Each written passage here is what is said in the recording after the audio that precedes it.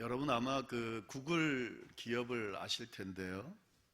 그 구글을 대기업으로 만들어 놓은 사람이 있습니다. 에릭 슈밋이라고 하는 사람인데요. 이 사람이 지금은 CEO가 아닌데 이전에 경영자였을 때에 이 사람을 통해서 구글이 대기업으로 성장을 했었습니다. 이 사람이 이런 주장을 그가 CEO로 있을 때 했다고 합니다. 이런 이야기를 했습니다. 지난 2만 년 동안 인류 전체가 만들어낸 정보량, 그 정보량을 현재의 지구인은 단 이틀 만에 만들어낼 수 있다. 이런 이야기를 했습니다. 완전히 저희가 문명화된 혜택을 받으면서 살아가는 그런 삶에 대한 잘 묘사인 것 같은데요. 오늘을 살아가는 현대인들은 최첨단 문명의 혜택을 받으면서 분명히 살아가고 있습니다. 그런데 참 아이러니한 것은요, 그런 풍부한 문명의 혜택 속에 살아가고 있는 건 분명한데 뭔가 채워지지 않는 허전함을 느끼는 것은 점점 더 심해지는 것 같습니다. 많은 책들이나 다양한 매체들을 통해서요, 엄청난 양의 정보와 지식들이 쏟아지고 있지만 서로 나누는 이야기들을 보면 더 믿을 만한 정보, 또 더 확실한 어떤 지식이 필요하다. 그런 확실한 지식, 제대로 된 지식이 없다 하는 이야기가 더 많아지고 있습니다. 뭔가 궁금할 때에 인터넷을 통해서 검색하면 바로바로 답을 찾을 수 있지만 진짜 인생의 문제들을 놓고 이 문제를 어떻게 해결할까에 대한 질문을 가지고 그 답을 찾으려 하면 쉽게 찾을 수 없는 그런 상황, 그런 현실을 살아가고 있는 것이 우리 현대인들이 아닌가 하는 생각이 듭니다. 많은 것으로 넘쳐나는데 정작 누릴 것, 또 깨닫고 붙들 것이 없다고 고백하며 살아가는 그런 삶이 바로 현대인의 삶이다라는 생각이 듭니다. 마치 홍수가 나면은 마실 물이 없어진다는 것처럼 모든 것이 홍수처럼 넘치는 상황 가운데서도 채워지지 않는 허전함, 또 해결되지 않는 목마름을 느끼고 살아가는 상황이 현 상황이다 하는 거죠. 왜 이런 상황이 생길까 하는 겁니다. 왜 이렇게 풍부한데 풍부하지 않은 것처럼, 넘치는데 넘치지 않는 것처럼 그런 삶을 살아가고 있을까 하는 거죠. 그것은 다름 아닌 이 진리에 대한 목마름, 진리에 대한 허전함이 아닌가 하는 생각이 듭니다. 왜냐하면 원래 인간이라고 하는 존재는 가치 있게 만들어졌습니다. 그리고 그 가치에 맞게 살도록 그렇게 지음을 받았습니다. 그런데 그 가치를 제대로 알려주고 또 그 가치에 맞게 살아가는 방법이 제대로 제시가 안 되다 보니까 뭔가 채워지지 않는 허전함, 뭔가 해결되지 않은 목마름이 있는 것이다 하는 거죠. 그 가치를 제대로 깨닫고 그 가치에 맞게 살 수 있다고 한다면 이런 허전함이나 목마름이 아마 없을 거다라는 생각도 듭니다. 그런데 이런 가치들, 이런 가치를 알려주는 진리를 제대로 깨닫지 못하기 때문에 계속 목말라하고 또 허무해하고 그렇게 살아갈 수밖에 없다 하는 것입니다. 아마도 여기 계신 분 대부분이 아실 건데요, 한국의 최고의 지성이다 이렇게 평가를 받는 문화부 장관을 역임한 이어령 박사라는 분이 계십니다. 이분이 평생을 살아오면서 반기독교적인 입장을 취하고 기독교에 대해서 부정적인 이야기들을 쭉 하면서 살아왔는데 뒤늦은 나이에 그 딸 때문에 회심하게 되고 기독교를 믿게 됐습니다. 그리고 그가 간증한 책에 나오는 내용을 여러분에게 좀 소개하려 하는데, 이분이 살아오면서 해결되지 않은 갈증이 있었다 이렇게 고백을 합니다. 채워지지 않는 목마름이 있었다 이런 이야기를 했다고 합니다. 그 내용을 한 구절 좀 인용해 보겠습니다. 명예를 얻고자 열심히 글을 썼더니 명예가 생겼고 돈을 벌려고 애쓰니까 돈이 생겼다. 때로는 병에 걸렸지만 병원에 다니니까 병이 나았고 병이 나았다. 그럼에도 채워지지 않는 무언가가 늘 나를 괴롭혔다.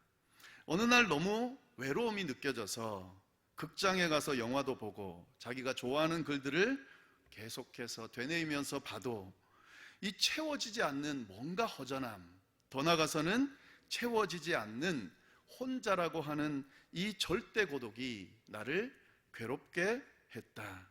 그런데 어느 순간 그 갈증이 바로 진리에 대한 갈증이라는 사실을 알게 됐다. 그리고 창조주에 대한 목마름이라는 사실을 깨닫게 되었다.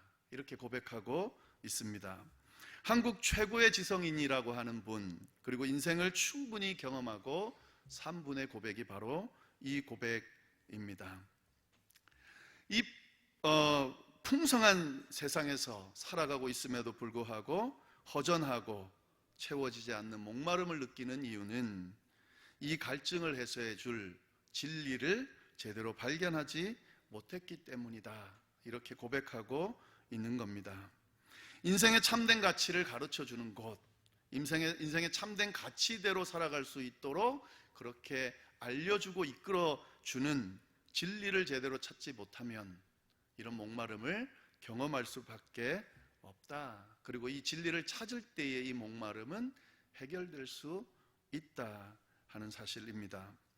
굳이 이어령 박사의 말을 인용하지 않아도 우리가 살아오는 인생을 보면 이런 목마름을 느낄 때가 있는데, 그때 잘 보면 도대체 이 시간을 어떻게 보내야, 또 도대체 이 상황을 어떻게 해결해야 내가 살아가는 참된 의미와 가치를 발견할 수 있을까? 그걸 찾지 못할 때, 그때 이런 허무함이 생긴다는 사실을 아마도 살아오면서 한두 번은 경험하셨을 겁니다. 진리에 대한 갈급함, 정말 참된 가치를 가르쳐 주는 것에 대한 갈급함이 있기 때문이다 하는 겁니다. 성경은 이 진리가 있다라고 가르치면서요, 이 진리가 하나님의 말씀이다라고 가르치고 있습니다. 그러면서 이 하나님의 말씀이 이 인생의 참된 가치, 그리고 무엇이 이 인생의 참된 가치를 부여하는지, 더 나아가서는 이 가치가 왜 왜곡됐는지, 그래서 이 가치를 왜 찾을 수 없는지, 그리고 이 가치를 어떻게 다시 회복할 수 있는지에 대한 내용들을 자세하게 가르쳐주고 있기 때문에 성경에서는 이 진리가 바로 하나님의 말씀이다 이렇게 가르쳐주고 있습니다. 이렇게 하나님의 말씀이 제대로 들려지지 않으면 이런 갈증을 느낄 수밖에 없다라는 사실을 성경은 확실하게 이야기하고 있습니다.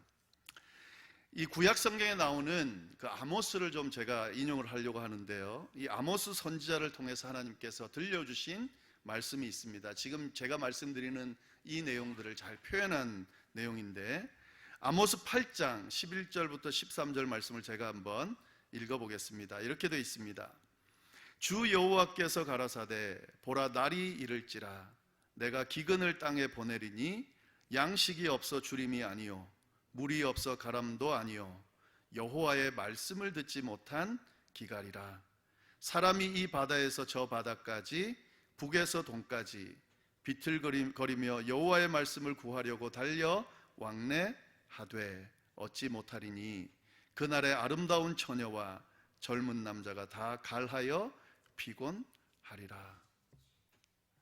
성경은 아모스 선지자를 통해서 이렇게 이야기합니다.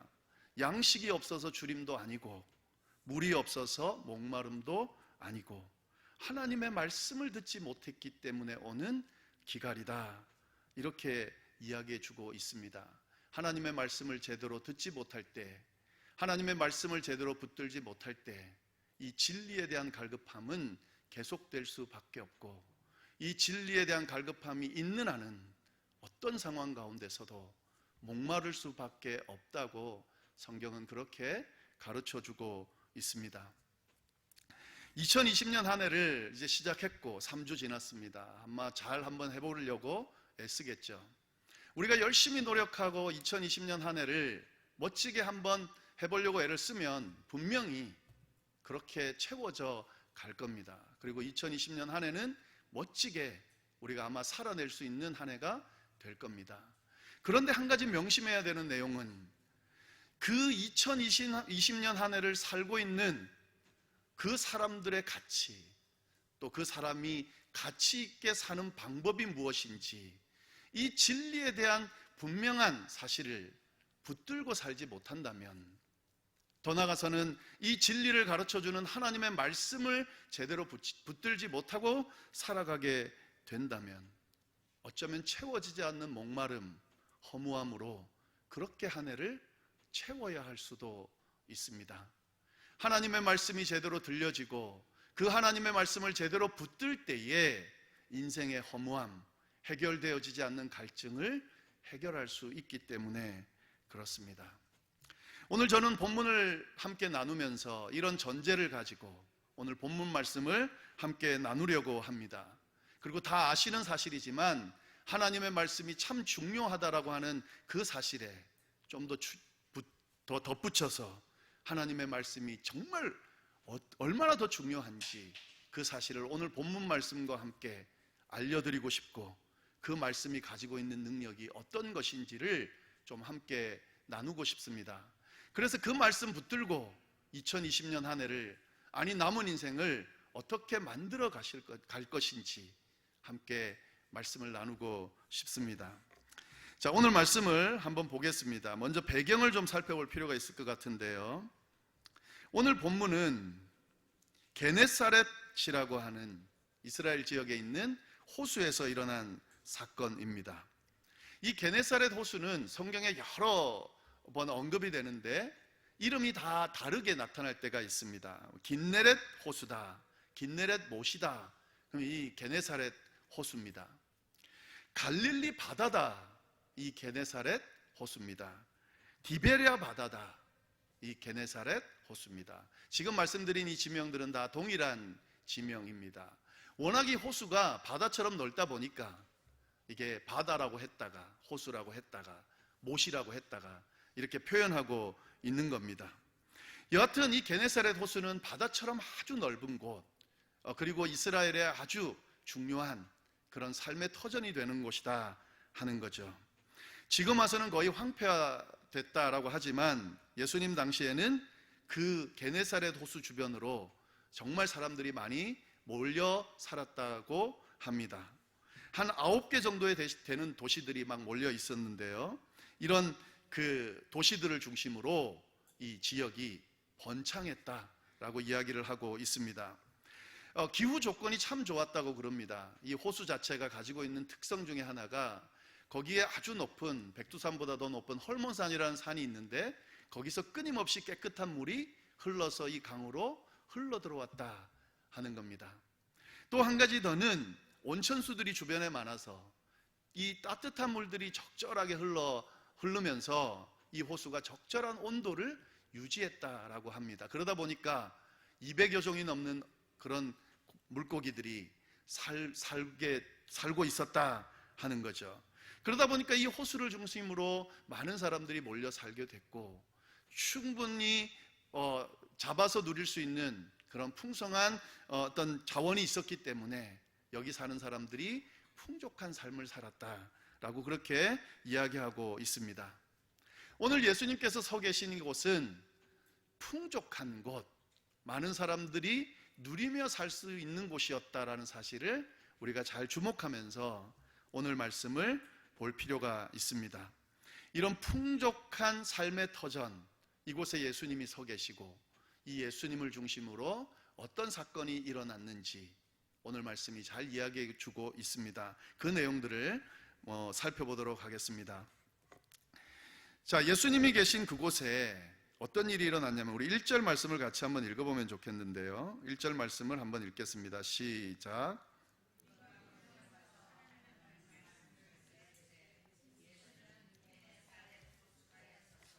예수는 게네사렛 호숫가에 서 있다. 제가 말씀드렸고요. 근데 상황이 뭐냐면 무리가 몰려왔다 이렇게 되어 있습니다. 예수님이 계신 그곳에 많은 사람들이 몰려왔다. 이것이 오늘 말씀하는 첫 번째 특징입니다.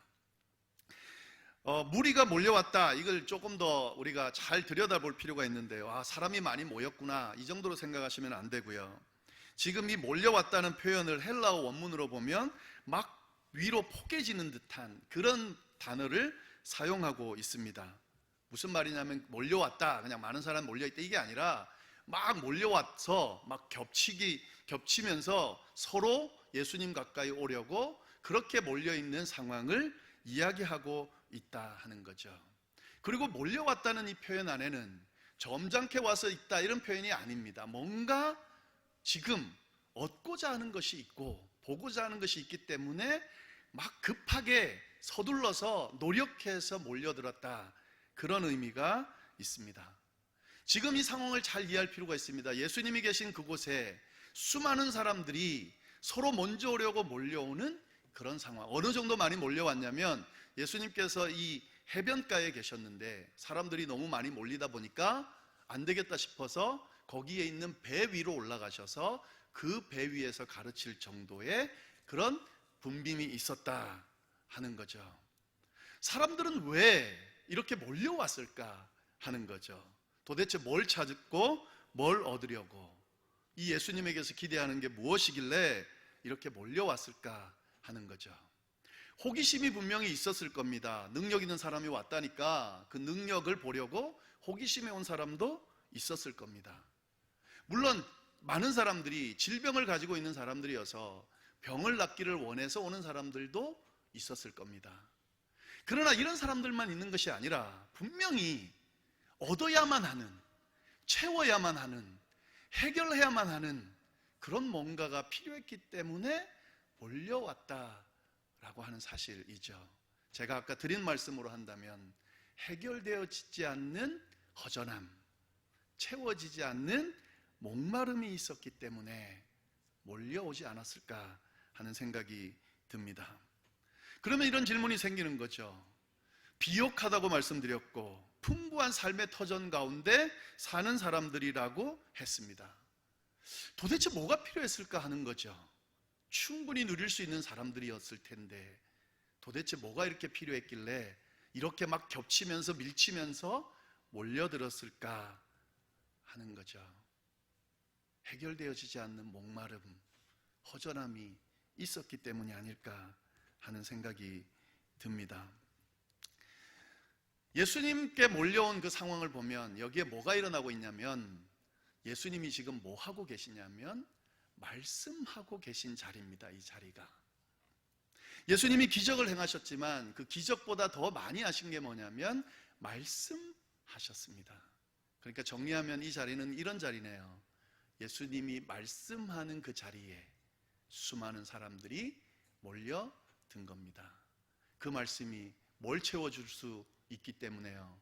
그들이 채우지 못하는 허전함과 목마름을 이 예수님은 채워줄 수 있다고 믿었기 때문에 지금 몰려들고 있는 겁니다. 여기까지 이야기해도 동의가 안 될 분이 있을 겁니다. 그렇다고 해서 이렇게까지 몰려들 이유가 있을까 하는 거죠. 제가 억지로 뭔가를 해석하고 막 이렇게 하는 것처럼 느낄 수 있을 겁니다. 이 사람들이 몰려들 수밖에 없는 이유를 조금 더 설명을 드리겠습니다. 그게 뭐냐면 이겁니다. 이스라엘 백성들은 하나님의 말씀 중심으로 살았던 백성이에요.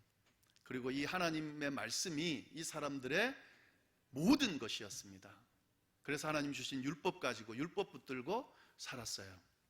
근데 이스라엘에게는 두 가지의 하나님의 말씀이 있습니다. 율법을 통해 주어진 말씀이 있고 그 다음에 말씀이 뭐냐면 선지자를 통해서 주어지는 말씀이 있습니다. 그때 그 시대마다 하나님이 선지자를 세우셔서 당신의 말씀을 선지자를 통해서 그 이스라엘 백성들에게 들려주셨습니다.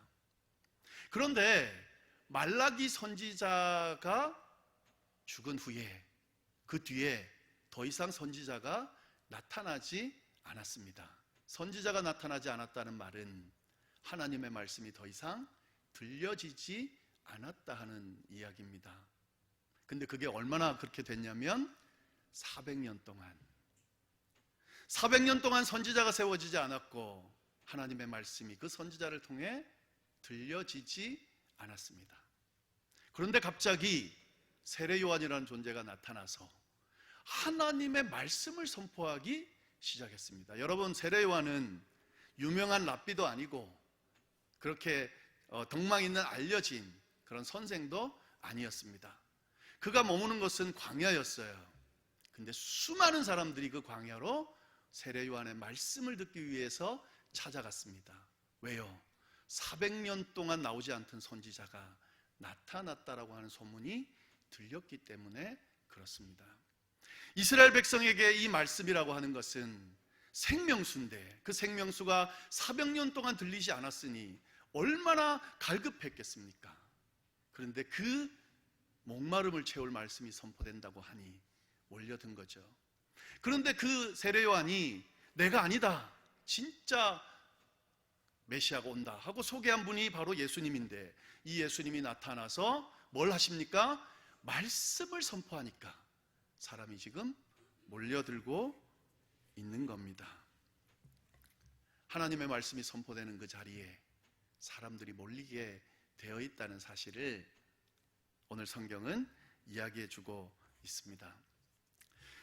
여러분, 우리 대한민국이 기독교가 지금은 많이 좀 흔들리고 있고 많은 부정적인 이야기를 듣고 있지만 사실은 그 세계 어디에도 나타나지 않는 부흥을 맛봤습니다. 이 초기에 한국 교회가 부흥할 때에 그 중요한 요소가 뭘까를 연구하다가 그 중에 하나로 그렇게 제시한 그 중요한 요소를 찾은 것이 있는데, 그게 뭐냐면 성경 강조 정책이었습니다. 이 초창기에 한국교회에 한국에 기독교가 들어와서 여러 정책 중에 제일 중요하게 생각했던 것 중에 하나는 성경 강조 정책이었습니다. 그래서 한국교회를 주도한 건 뭐냐면 이 성경 중심의 신앙이었다 하는 거죠. 한국에 그 외국 선교사들이 들어오기 전에 재미난 것은 이미 성경이 들어와 있다고 그럽니다. 중국에서 성경을 접한 사람이 그걸 들고 왔어요. 그리고 그 성경이 이미 선교사들이 들어오기 전에 존재했습니다. 그건 무슨 말이냐면 이미 그 성경 말씀을 읽었다 하는 거죠. 초창기에 선교사들이 와서 선교 정책을 펼친 것들도 바로 다 이런 겁니다. 성경 번역을 시작했고, 사경회, 우리가 하는 부흥회, 사경회 열심히 열었고요. 주일 학교, 성경 학교, 여름 성경 학교, 성경 클럽, 성경 통신 과정, 가정 예배에서도 끊임없이 성경을 같이 공부하는 그런 분위기였다 하는 거죠. 하나님의 말씀이 소중하다는 사실을 깨달은 초기 우리 한국교회 선배들이 이 성경 붙들고 열심히 신앙생활 하다 보니까 오늘 성경에 나오는 말씀과 같은 기적이 일어났다 하는 거죠. 하나님의 말씀이 선포되는 그 자리에 사람들이 몰리게 되어 있다 하는 거죠. 그런데 이런 질문이 나올 수 있죠. 이건 조금 알아두시면 좋을 것 같아서 좀 말씀을 드리는 건데, 이단들도 사람이 몰리거든요. 그러면 어떻게 구분할 수 있는가 하는 거죠. 이단들도 사람 몰리고 하나님의 말씀이 선포되는 것도 사람이 몰리고, 이단들이 몰리는 그 모임의 분위기를 보면은 그 안에는 어떤 생명력이라든지 화합이라든지 이런 것들은 없습니다. 거기는 깨지고 분열되고 문제를 일으키고 아예 본질적으로 다릅니다.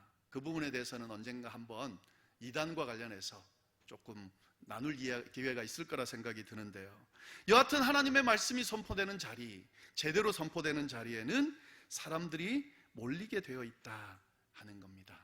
그래서 그 사실을 잘 염두에 두고 붙들면 좋겠다 하는 겁니다. 두 번째로 오늘 말씀이 보여주는 특징은 이 이단이 몰리는 것과의 어떤 차이점이 있는데요. 그게 뭐냐면 하나님의 말씀이 선포되는 그 자리에는 반드시 회복의 기적이 일어난다 하는 사실입니다. 우리 4절부터 6절까지의 말씀을 함께 좀 읽어보면 좋겠는데, 우리 함께 읽겠습니다. 시작.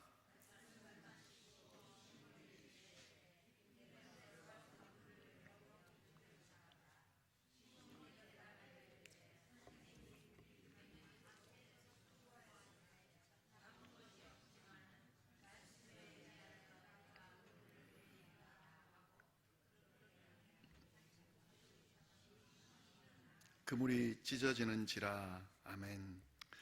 오늘 이 배경은 많이 들으셨을 텐데요. 어떤 내용이냐면 이겁니다. 이 밤새도록 고기를 잡은 어부 베드로가 한 마리도 잡지 못한 상태에서 밤을 새게 됐습니다. 근데 예수님으로부터 깊은 데로 가서 그물을 내려 고기를 잡으라 하는 명령을 듣게 됐습니다. 지금 이 말 자체가 좀 사실은 다 제대로가 아닙니다. 무슨 말이냐면 베드로가 밤새 고기 잡았다는 것은 그때 고기가 나오기 때문에 잡은 거예요. 그런데 밤새 못 잡았다는 것은 나올 만할 때 못 잡았다 하는 의미입니다.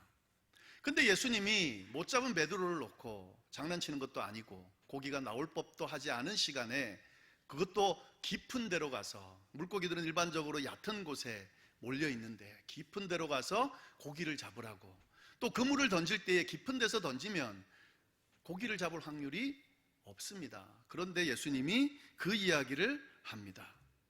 근데 이 베드로가 예수님이 하시는 말씀이라는 그 단순한 이유 하나만으로 말씀에 의지하여 그물을 내렸다 그랬습니다. 그리고 어떤 일이 일어났냐면 그물이 찢어질 정도의 고기를 잡았다 그랬습니다. 그리고 함께 갔던 친구들의 배 두 척도 가득가득 채울 정도의 고기를 잡았다 하는 겁니다. 말씀이 선포되는 자리, 그 말씀을 이행하는 그 자리에는 회복의 기적이 일어난다는 사실을 오늘 말씀은 이야기해 주고 있습니다. 지금 이 베드로는 얼마나 실망했겠어요. 밤새도록 고기를 잡았는데 안 됐죠. 그러나 그 실망한 베드로에게 예수님이 다가와 주셔서 말씀하여 주시고 그 말씀 안에서 회복의 기적을 경험할 수 있도록 허락해 주셨다는 이 사실은 오늘 이 말씀을 접하고 있는, 하나님의 말씀을 나의 말씀으로 생각하고 믿고 따르고 있는 기독교인에게 굉장한 도전을 해주고 있습니다. 살아가다 보면 자신의 모든 것을 쏟아 부었지만 아무것도 얻지 못해서 안타까워하면서 시간을 보낼 때가 참 많이 있습니다. 노력을 했음에도 불구하고 아무 결과를 얻지 못하면 실망하게 돼 있습니다. 텅 빈 허무감 때문에 삶의 회의를 느낄 때도 있습니다. 진짜 잘 살아왔는데 왜 나는 이렇게밖에 살지 못하는가 하는 그런 좌절감이 올 때도 있습니다. 그럴 때에 기독교인이 회복될 수 있는 방법은 오늘 이 말씀처럼 말씀 안에 거할 때 그 말씀을 붙들고 다시 일어설 때에 가능하다는 사실을 오늘 말씀을 알려주고 있다 하는 거죠. 기독교인임에도 불구하고 주님을 나의 구주라고 고백함에도 불구하고 힘들고 어려운 상황, 회의감이 들고 좌절된 상황, 어떻게 할지를 몰라서 실망하고 낙심해 있는 그 상황 가운데 말씀 붙들지 못하고 그냥 허무한 채로 주저앉아 있다라고 한다면 진짜 기독교인이 맞는가? 한번 잘 돌아볼 필요가 있습니다. 말씀이 선포되는 그 자리에는 회복의 기적이 일어나게 돼 있습니다. 오늘 2020년 한 해가 펼쳐졌는데 살다 보면 2020년 한 해를 지내다 보면 좋은 일도 있을 거고 안 좋은 일도 있을 겁니다. 그러나 어떤 상황 가운데서도 하나님의 말씀을 붙들고 그 말씀이 회복의 기적을 일으키신다고 믿고 그 말씀 안에서 열심히 살아가시면 때로는 우리가 원하지 않는 결과들이 나타날 때도 그때도 그 말씀이 회복의 기적을 허락하시면서 우리를 다시 일어설 수 있는 길로 인도해 주실 겁니다. 그것이 바로 오늘 말씀이 저희에게 주시는 가르침이다 하는 거죠. 세 번째로 하나님의 말씀이 선포되는 그 자리에 단순한 회복의 기적으로 끝나지 않고 사람의 인생이 바뀌는 역사도 일어난다는 사실을 가르쳐주고 있습니다. 우리 8절 말씀을 한번 읽어보면 좋겠는데요. 8절 말씀 한번 읽어보겠습니다. 시작.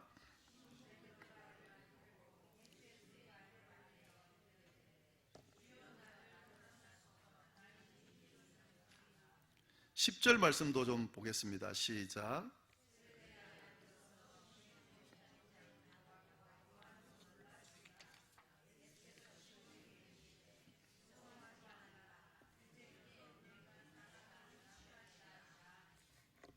회복의 기적을 경험한 베드로는 이 예수님이 대단한 분이라는 사실을 깨닫게 됐을 겁니다. 그리고 이 대단한 분 앞에 서니까 자기가 얼마나 죄인이고 별 볼 일 없고 부족한 존재인지를 깨닫게 됐습니다. 그래서 예수님 앞에 저는 죄인입니다. 저는 연약한 사람입니다. 저는 영적인 갈급함이 있는 사람들입니다. 회의감을 가지고 사는 사람입니다. 이렇게 주님 앞에 고백했습니다. 그때 예수님이 한 번 더 말씀하십니다. 그리고 그 말씀이 베드로의 인생을 바꿔 놓습니다. 넌 더 이상 죄인이 아니야. 넌 더 이상 연약한 자가 아니야. 넌 더 이상 허무하게 살아갈 존재가 아니야. 너의 인생의 가치가 있어. 너가 원래 지어질 때 그 귀한 가치에 맞게 살도록 그렇게 지음을 받았어. 너는 더 이상 단순하게 너 필요나 채우는 그런 어부가 아니라 사람을 낚는 어부로 그렇게 내가 만들어 줄 거야 라고 말씀해 주셨다 하는 거죠. 말씀이 선포되는 그 자리에는 회복의 기적이 일어나지만 단순하게 내 필요만 채우는, 그래서 그 필요 채우는 것으로 만족하는 그 정도로 끝나는 것이 아니라 인생 자체가 완전히 바뀌는 그런 역사가 일어난다는 사실을 오늘 말씀은 가르쳐주고 있습니다. 기독교를 믿고 예수님을 믿고 따른다는 것은 바로 이런 역사 가운데 있다는 사실을 의미합니다.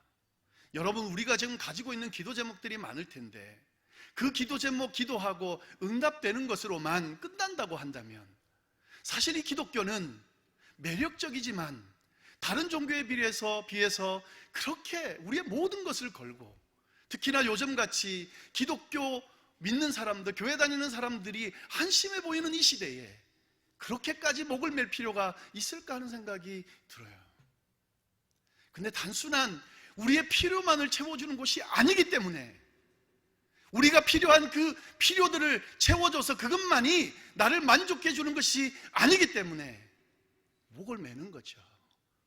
버릴 수 없는 거죠. 어떤 거요?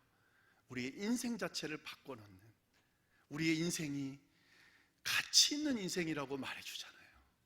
지금까지 살아온 인생이 내가 돌아보니까 난 참 가치가 없었던 것 같아, 그렇게 이야기하는 사람에게 아니야, 네 인생은 가치 있었어. 태어날 때부터, 아니 태어나기 전부터 너를 가치 있게 생각했고 그 가치를 가지고 너에게 인생을 부여했어.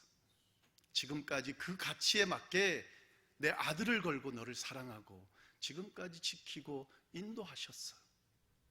남은 인생도 그렇게 이끌 거야. 더 나아가서는 이 세상의 삶이 끝이 아니라 영원한 생명을 부여해서 영원토록 그 가치를 허락할 거야 라고 성경이 말씀해 주시니까 그것 때문에 우리가 이 말씀 붙들고 기독교라고 하는 신앙을 지켜가는 겁니다.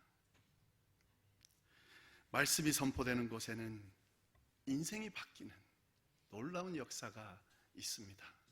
얼마나 살아오셨는지, 남은 인생이 얼마인지 상관없이 하나님이 우리에게 오늘 말씀을 통해서 분명하게 선포해 주십니다. 이 말씀을 통해서 깨달으라고. 인생이 가치 있다고, 남은 시간도 가치 있다고, 그리고 그 가치는 영원으로 이어질 거라고. 2020년 새해가 시작되고요. 이제 3주 지났습니다. 이 새해를 어떻게 보내실지 아마 설계하시고 잘 살아보려고 계속 애를 쓰고 계실 텐데, 말씀이 머무는 그 자리로 오면 어떨까 싶습니다. 말씀이 머무는 그 자리에 사람들이 몰리고, 말씀이 머무는 그 자리에 회복의 기적이 일어나고, 말씀이 머무는 그 자리에 완전히 인생이 바뀌는 놀라운 역사가 일어난다는 사실을 믿고 말씀이 머무는 그 자리로 나아오시게 되기를 간절히 바랍니다. 말씀이 머무는 그 자리에 예수 그리스도가, 말씀 되신 예수 그리스도가 머무신다고 믿고 2020년 한 해를 이 예수 그리스도와 동행하는 그런 한 해가 되실 수 있게 되기를 간절히 바랍니다.